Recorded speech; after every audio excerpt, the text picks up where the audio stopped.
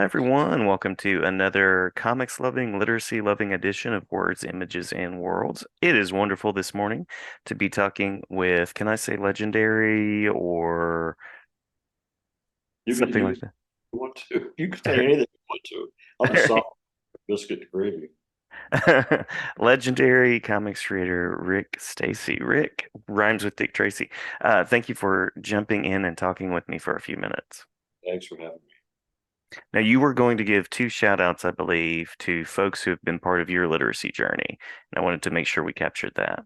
And I wanted to do that because of your background and your expertise in literacy too. And I mentioned in just a pre-conversation that I've got to go back to being 7 and pick up my comic books, and I attribute my appreciation for words, seeking out definitions, thinking about context. But really, the great guides for me at that point were Julius Schwartz, and he didn't know it. And he did later in life, as a matter of fact. And Stan Lee, as I grew up and read the Marvel comics, and both of these gentlemen in their towers of comicdom helped me to become, to the best of my ability, a bit of a wordsmith. And I don't know whether to throw bouquets at Stan or bricks at Stan because I'm addicted to alliteration. So He was the master of alliteration. Absolutely. pulse pounding master, I must say. That's Pulse right. pounding of pandemonium and master of majestic wordsmithing. That's right. That's right. Look no further than Peter Parker being one of those. Perfect. That's great. Yeah. Well, you have a variety of work that is out in the world from Disney to the Twilight Zone to I'm actually a fan of like the noir based kind of things that are superhero meets kind of hard-boiled detective like The Question and Crimson Avenger and things like that. I did Crimson Adventure. I was in the question too. Yeah. Yeah, yeah. Any particular sort of story that you're most drawn to that really sort of energizes you creatively? Yes. First of all, it's got to be eye catching artistically. It's got to be compelling. But I like the morality plays. I like the start and stop and resolution in that chapter of good versus conflict versus evil, struggle, and then triumph. So escapism like that is what's going to bring me into a story. And if it's funny animals, because I've had my history with funny animals, and I'll tell you more about funny animals towards the end because I think I'm going to bring one of mine back and maybe do something with it. Just something humorous and witty and plays on words and Bugs and Daffy, of course in the cartoons, but in the comics, I loved all those Looney Tunes comic books. Peanuts was a comic book when I was a kid, and much more colorful than the black and whites that you saw in the daily newspaper. And that kind of suspension of reality to be swept away and then return safely home. Yeah, I love that. Love that. Love the escapism. It's like stepping into a just a different portal, and you get to then say, "Oh yeah, no, this is kind of like my world, but it's also very much not." Absolutely. Hello, Mort Weisinger. Good old Mort Weisinger, the Superman books back in the late 50s and 60s, swept me away to a mythos that to this very day, where my friends and I will talk about the bottled city of candor, or how many different kryptonites there were, or President Kennedy meeting Superman. Those pivotal points, alliteration, pivotal Hmm. points Hmm. in history that stay with me to this day, and that's why I'm still pretty well involved in comics as an artist and as a reader. Yeah, yeah. Well, you mentioned reading there, so if I can ask, is there a particular series that you're visiting or revisiting as a reader that has grabbed your attention? It's funny you should ask. And I mean this respectfully too. I kind of walked away from comics, not for any other reason than I thought Mark Wade and I'm going to skip to Alex Ross did such a wonderful job with Kingdom Come. That Mm-hmm. was a plateau for me. That was closure. If you back that up to my jumping on place, I saw my first comic book at Shalinsky's drugstore in Overland Park, Kansas. Got out of the barber chair, was told to stay in the barber shop. I might add, you stay here. I'll come back and get you. And of course, I didn't. And I walked into the drugstore next door and I'm looking around all the colorful stuff. And I had a little bit of change with me. And I saw on the bottom shelf in bright red, yellow, and blue colors, Superman Annual #1. And I was just awestruck. Hmm. And I I saw red, yellow, and blue because I had lived the George Reeves experience of the TV show every day. I Hmm. had a little towel in the back of my shirt and thought I was Superman and climbed up on the roof of the garage and jumped off and I bit through my tongue. And then Yeah. I thought everybody says be persevere, try again. So I climbed up on the roof of my garage, jumped off again, and bit my tongue again. So I'm lucky to have a tongue to speak with. Yeah. But the TV show, the storytelling points I mentioned to you earlier, all apply from the TV show into the translation of the comic book. When I saw the comic book, it was also a temptation to draw. Hmm. It was art lessons. Going back to the day George Reeves, it was announced he died, which is June 16th, 1959. The day after my seventh birthday, my mom said, don't forget, you get outside and get that newspaper on the driveway and bring it in. And I'm sure I was still buzzed on birthday cake and pop and this and that, what have you. I came back in, I saw a black and white photo of Superman. I didn't know any comic book characters.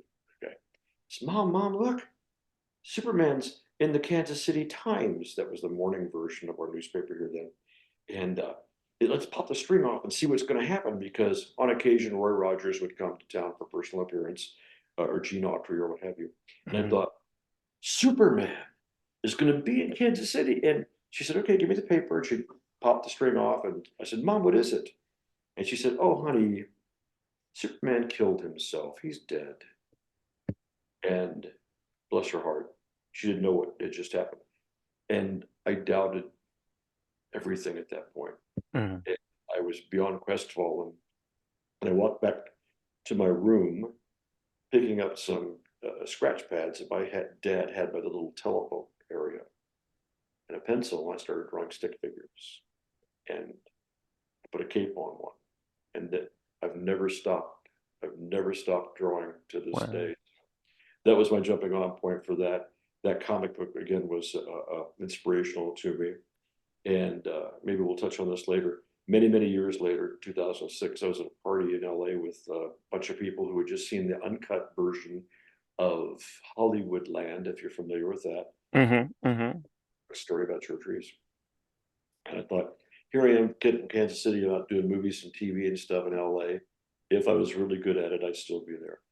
And invited to a party afterwards at Paula Silver's house. She's a marketing and a person and a producer. And I'm in Malibu on a rooftop at this party that I hear a woman who's on the other side of the refreshments table on this rooftop. And you're getting your little deviled egg and your celery and what have you. So you go down the table and she's singing, Nobody grieves for George Reeves. Nobody grieves for George.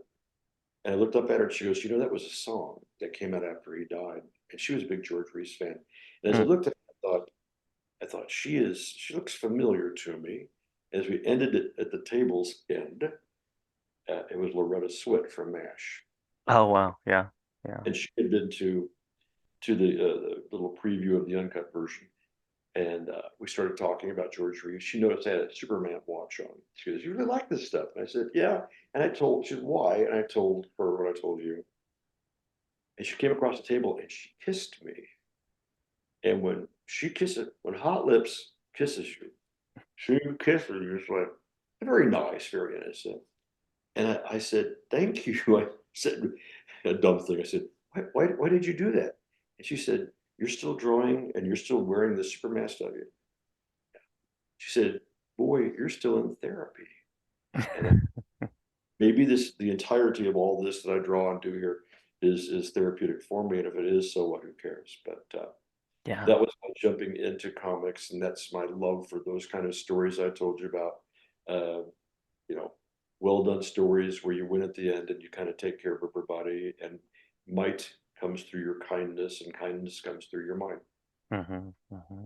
Which is a good log line for something I have no idea what. So That is a great log line. Yeah, the linking of power and kindness. Yeah, it's a unique combination. yeah. Yeah, love that. Yeah. Well, sort of going to pause and just enjoy that story for a moment. But thinking about that journey from a person who loves the reading, the creating, to someone who's doing it as a professional. What were those steps like for you?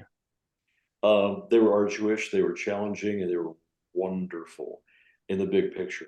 Again, I never stopped drawing, and I drew all through grade school. And during high school, I was drawing Superman on everything, and I was drawing Batman on everything, and my sketch pads and stuff. And the kids thought, he can draw, he can draw. And then I entered into the Marvel age of comics, and I just about lost my galactic mind and became an extreme passionate fan of Lee and Kirby. I would buy every Marvel comic that came out at that point. As a paper boy, I saved my money and go into the drugstore. I think they were like 12 cents, maybe 15. But I would jump into Marvel through the FF and through Spidey, then everything else, including Sergeant Fury and the Howling Commandos. I saw Stan, even though he wasn't trying to be Stan in some books, whether it was the writing of Thor, the dialogue, or the quips of a middle-aged man trying to sound hip with Peter Parker, Gwen Stacy. Hey, girl, you look so glitzy tonight. Uh, Right. you hit the jackpot, Tiger.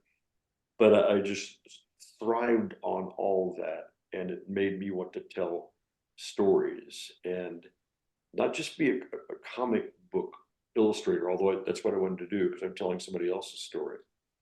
But take me back to the origins of the drawn out dramas, which would be like hieroglyphics. And, what did this story say? This said, naked lady, cat, cat, thunderbolt, which means don't drink the water at the south part of the mountain because you'll die. Mm. Or, or something else that might have been two Martians and a Marine walk into a bar in Santa Clemente. You have no idea, but I like that aspect of it. I had a lovely nun. I went to Catholic high school, and she said, Mr. Stacy? And I said, yes, sister. And she said, do you have your report for next week on career day? And I said, nope. My dad wanted me to drive trucks because he had trucks. He said, you drive his trucks, you can drive them forever. You'll be a millionaire. And I worked for him from seventh grade on delivery routes for the Kansas City Star and Times. And I said, I don't want to do that. And the nun said, what would you think you'd like to do? And I said, one of two things, since I'm Gemini. First one would be draw comic books. The Hmm. second one would be a disc jockey. So we're going back to that world and that realm of career aspirations that were so popular back then. I saved my money. I had little or no art training other than art classes we took in high school that all the kids, took. And I graduated high school in 1970, and I got my posterior on my first plane ride, and was never coming back. Going to New York, and I had, so I thought, an appointment with Stan and an invitation to come see DC Comics. And the crudest there's no portfolio, there's no training for me. I had some nice drawings of the Submariner and Batman and a little packet and Green Lantern, and I thought, I'm going to show this to them, and they're going to hire me on the spot because I'm a diamond in the rough. But I made it to New York. I again was 17, wasn't 18 yet, and was just in awe of my very first passionate love, which was New York. And Hmm. it took steps, and I mean it literally. I walked every place all the time. To a meeting at Marvel. Stan was not there to see me.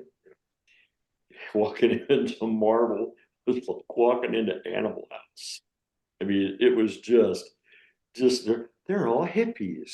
I was professionally dressed. I looked like I was auditioning for the Brady Bunch, and they're like, "Hi, Woodstock, it's cool." And Roy Thomas was the first person that I met at Marvel, and he was not too impressed with me being there at all. Marie Severin took a little compassion on me. She said, "Don't listen to him.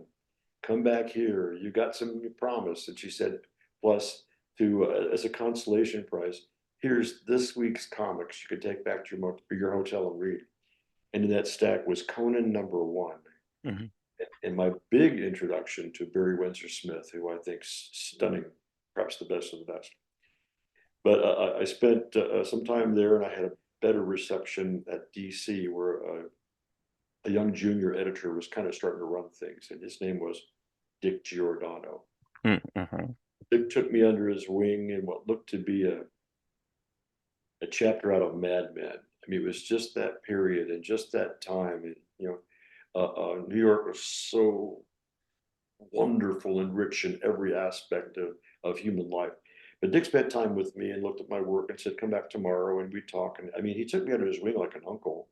I was not that impressive, I guess, to jump into the place and become, we'll train you while you're here. You'll learn on the job, you know. But through a series of conversations that we have, it initiated a friendship, a very close personal friendship. And there was a painful time a few weeks after I'd been there, or longer than that. Sure, like a month and a half or something. I knew I was going to run out of money. I didn't want to be a busboy at the delicatessen. I had been a paper boy. I had been a janitor to make money to go to New York. So busboy was not demeaning to me at all. But I wanted to go back and regroup, primarily because in the last conversation, Dick told me these words: "You are a diamond in the rough. Go home. Go back to school. Study all aspects of art." I had learned from reading comics, drawing Hmm. like Jack Kirby or Gil Kane or whatever. And he said, go home, learn every aspect of art, but learn every aspect of everything. Go home and go to college and stay in touch. Yeah, over the years, we'll see what happens. And I did just that. And I had many stops and starts in presentation of my work at something that I'd never heard before, a comic con. And Hmm. I would go to Chicago Con back in those days. Well, I went every place. I went to Dallas. I went to Fort Worth. I went on a whim. I thought, I'm just taking my magic markers. That's what we called them back then. And my little tablet, and draw sketches at a table and see if I can sell them for $5 a piece. And that started that road, but it allowed me to see the giants in the industry, to include Dick again many times, and everybody. I was thankful to meet Siegel and Schuster and hang out with them a little bit back in Hmm. DC's 50th birthday party for Superman, no, or 35th birthday party for Superman, I think. Anyway, it was 77. Do the math. But of course, Neil Adams, of course, Julie Schwartz, who I became very close friends with, and he was my editor for many years on some of the projects that I did. Uh, gosh, and when you meet all the comics people and become friends with them, then you have fringe friends from the conventions that you meet. They're like Adam West Yeah. or Noel Neal. And I hope your listeners know who these folks are. If not, Google them. There's a lot of richness there. Hmm. But Kirk Allen, having breakfast with Kirk Allen because there's not a seat in the place. At my second convention, I went to Dallas Comic Con and got in line for the little breakfast room in the morning. I had met Kirk Allen briefly the night before and fanboyed all over him, although I'd never seen a chapter of his work, serials of Superman or Blackhawk. I did pick up that little book I saw about his life that I saw in a trade publication or something. And the pages, some of them were printed upside down. But I said, I read the book and gee, you're swell when you were Superman. He goes, oh. The next morning I saw him and he's talking to an elderly gentleman. He was elderly too. As I called him in to his table, and they left, and he turned around and looked at me and he said, are you by yourself? And I said, yeah. I told the greeter, I said, just table for one. I just want breakfast. He goes, come join us. Wow. So I had breakfast with Kirk Allen and Ray Harryhausen. And here I'm Nice. a 20-year old, whatever it was, and I'm looking at these gods in our business of imagination and creativity. And they're talking about, how's your garden? Well, I put some mulch out the other day today, and I pulled a muscle in my, oh, I pulled a muscle in my back because you can't stoop that long. But it's one of the many golden memories I have from all that as I ramble about this stuff. So rein me in any time. But those are great, colorful aspects of a long career started in 70, and now I'm doing commissioned illustrations for collectors, and I'm keeping very busy with that, and loving the aspects of history of comics. As I mentioned to you, I jumped off Kingdom Come, picking up something every once in a while to see what my favorites were doing. And I just picked up on a whim Batman and I want to say Dylan Dog. I've got Yes, yeah, uh-huh. uh first of all, for me, comics are expensive because if you go buy your monthly title of Detective or Spidey or whatever, you think, okay, this is like $4, right? Yeah, yeah. And $4 at the grocery store equals two lean cuisines. That's two lunches. So food, food, comic. I'll buy the food. Hmm. But I saw this and I sprung for it and I read that first uh, issue of Batman and Dylan Dog and I thought, this is breathtakingly amazing. Yeah, And it's yeah. taken my breath away with all due respect to all these great creators for ages, but I love this.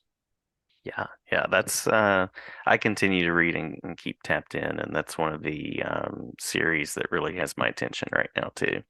It's great, beautiful, and Groucho's in it. Yeah, How can you miss when you got Groucho in it? yeah. Now, if I can back up to one part of what you mentioned before I throw maybe a final question your way. You mentioned meeting Siegel and Schuster, so I'm curious what that was like and curious about what they were like with each other. Well, are you sitting down? I am. Okay. I again, I didn't get into comics as a full-time job, although I wanted to for years and years and years. And I would talk to my friends that were editors like Mike Gold. And he'd have a gig come up, and I said, Mike, do you want me to do this job? Doom Patrol. When Steve Lytle and Paul Kupperberg rebooted that. And Mike and I were friends, in addition to him being an occasional editor for me. And I said, if you offer me this little advice, is this the gig I quit my job for? My day job is, don't you ever quit your day job. Hmm. Hmm. Holidays off. You got wonderful hospitalization. You got life insurance. You got a parking place. You got, because by day I was a senior creative director in corporate America. I was Hmm. the first guy in Kansas City. I'm going to point to my Macintosh here. First guy in Kansas City to prepare in Quark and Adobe Illustrator a piece for publication, an ad that would go to the Kansas City Star in print. It's like, how do you do that? And I was coaxed and taught and stumbled a lot, but I did that. But as I look at where I was going with this question, which I think I've just derailed myself. So help me get back on track here. Just asking about Siegel and Schuster and what they were like together. By day, I'm into corporate world and advertising. I'm working with ad agencies, and I think I was probably more Herb Tarlick than not back then. If you remember WKRP, one of these elderly or senior gentlemen, they're not old, big wigs in Kansas City that I used to have buy my media for me. He said, who's more popular, Spider-Man or Superman? I said, Spidey's very popular right now because this is like 75, 76. Hmm. I said, no, Superman will always be number one. I said, I agree with you. The Superman, it's got all this rich history and media, and this and that. The conversation went to think Neil Adams with me. Uh, uh, what would happen if there was an exhibition that traveled from city to city, like we have in Kansas City and Union Station? We had Spidey here last year for a couple of weeks. Audiovisual, everything, collectors, museum stuff. But what if we had that back in those days as Superman? Because everybody's talking about all the ins and outs of the trade ads that they're going to make a movie called Superman the Man with Guy Hamilton and Marlon Brando and nobody cashed yet for Superman and Karen Black as Lois Lane, blah, blah, blah. And I said, here's the deal. I would like to see a museum and I'd be the guy to walk you through all that because I know everything from the day one to the radio shows to the cartoon. And so we incorporated and I constructed about as big as these tables in here a collapsible, amazing world of Superman. Hmm. Looks a little like what Neil drew many years ago, in case there was a theme park. And this would be a traveling display. And we had it built to the Kansas City Art Institute, audio visual every place, and collectors, this and that. And it would be point of purchase to generate revenue from Hostess cupcakes, ITT Continental Baking, that did Hostess cupcakes. Remember those Hostess and Twinkie ads that used to be in the comics back in the day? Hmm. So there's a business relationship established there already. Mego Toys had just started putting out those funny little superhero guys and accessories. Mego Toys and some other folks. And once this set was display was created, and it was really impressive. We packed it up in a special carrier and had appointments with Saul Harrison at DC, the president of DC, who said, "I'm a very busy man. I don't know what this is, but we're going to clear a table, but I'm a very busy man. I got things to do." And we set it up, and he was in awe. And he called the licensing people in, and they were in awe. And I thought, this is great. This is a home run. And he said, "We love this. We want to see this happen." The plan was it would generate, it would be ready to launch about the time that the first Superman movie would be out. Hmm. And if there were more than one, as there were planned to be, it would have a life of 2 to 3 years between each movie and just go to different places that would pay whatever for this great big van that says, "Follow this super van to the amazing world of Superman."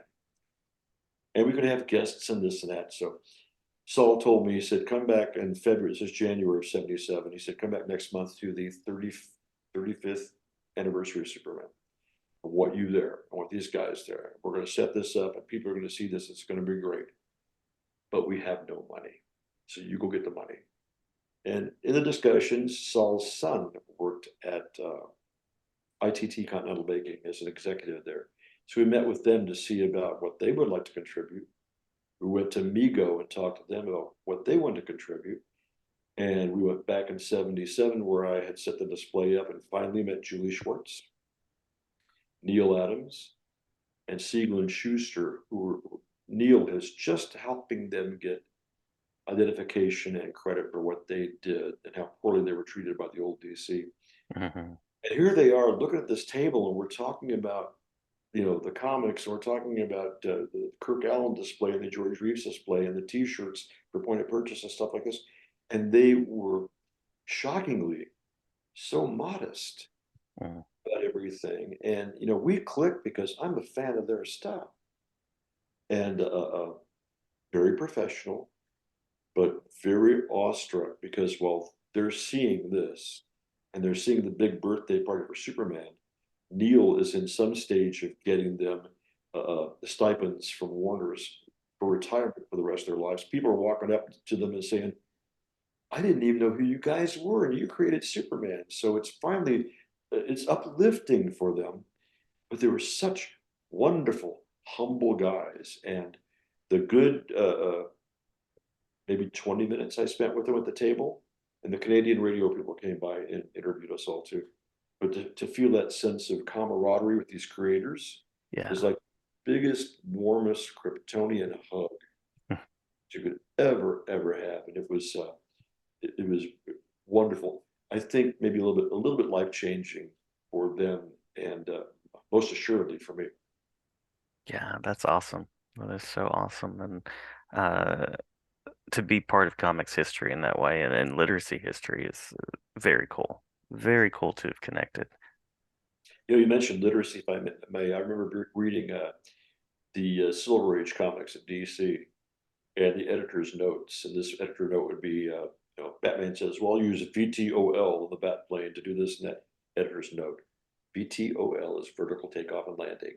Then there'd be other little bits and pieces about words you think, phrases that you learn just from comics. And if comics can entertain you and then Hmm. send you to a dictionary at the end of the reading, it's a win-win. And it's a win-win Absolutely. for and DC and other publishers too.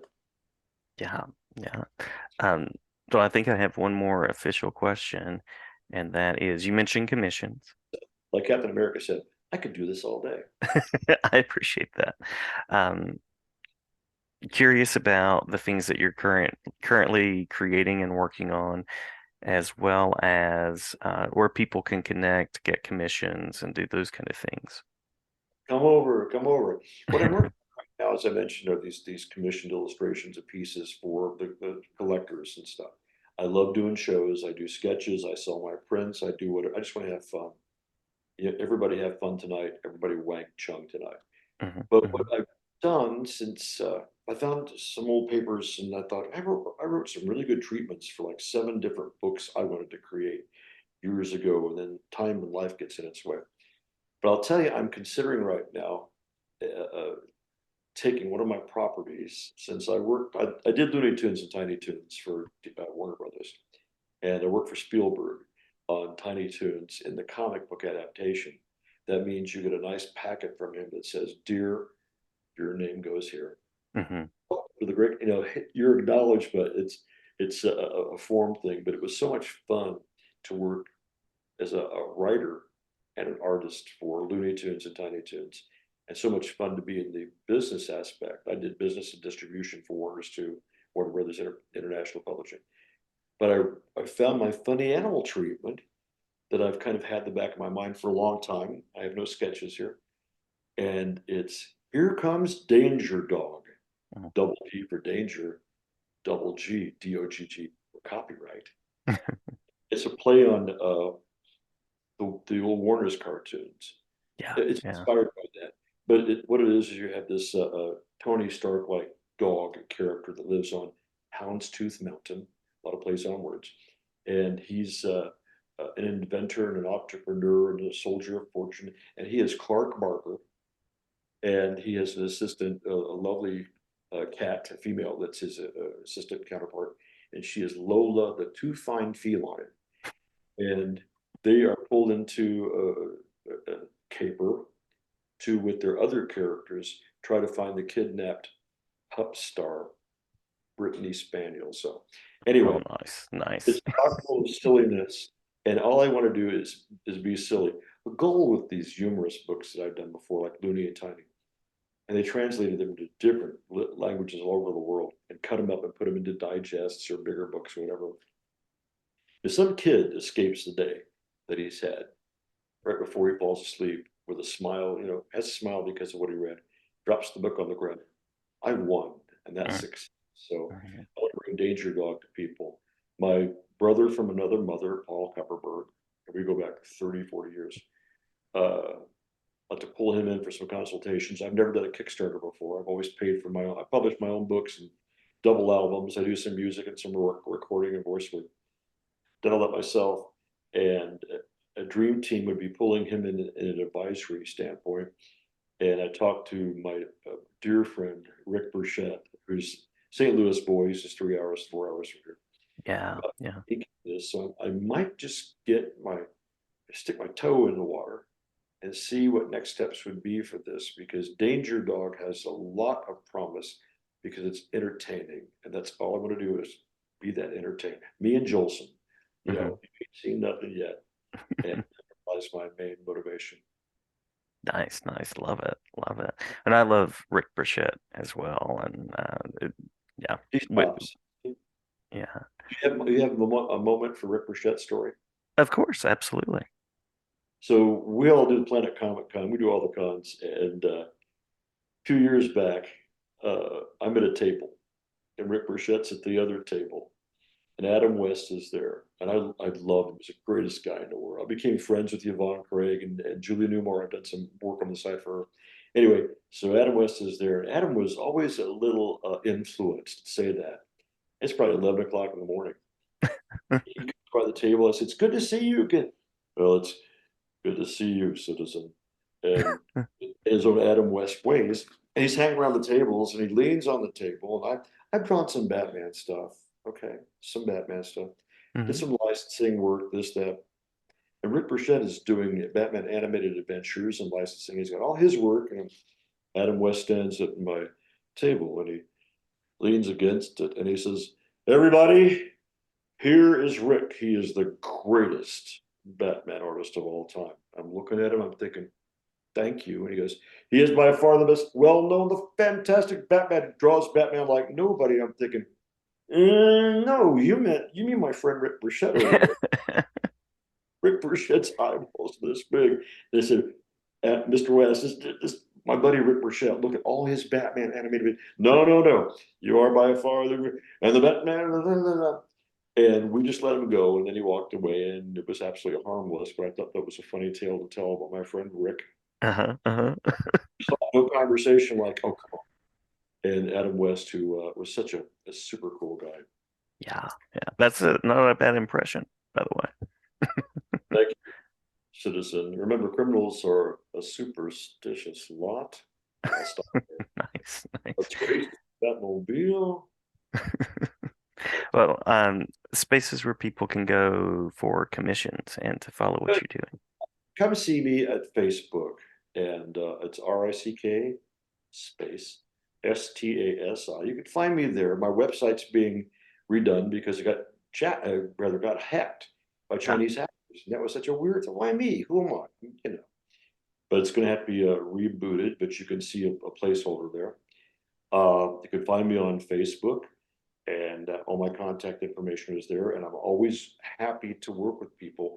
And I often take the gigs that that are extremely special, like the odd Silver Age characters. I've got to go to the mailbox in a minute, get this big packet in. The odd superheroes, the Dell comic characters, the Tower comic characters. Of course, all the DC and Marvel stuff. hmm hmm Sometimes people want a caricature themselves in the mix. If I can do that and do them justice, that's welcome too. And again, I just want to have fun with people because that old comic book clock's a ticking.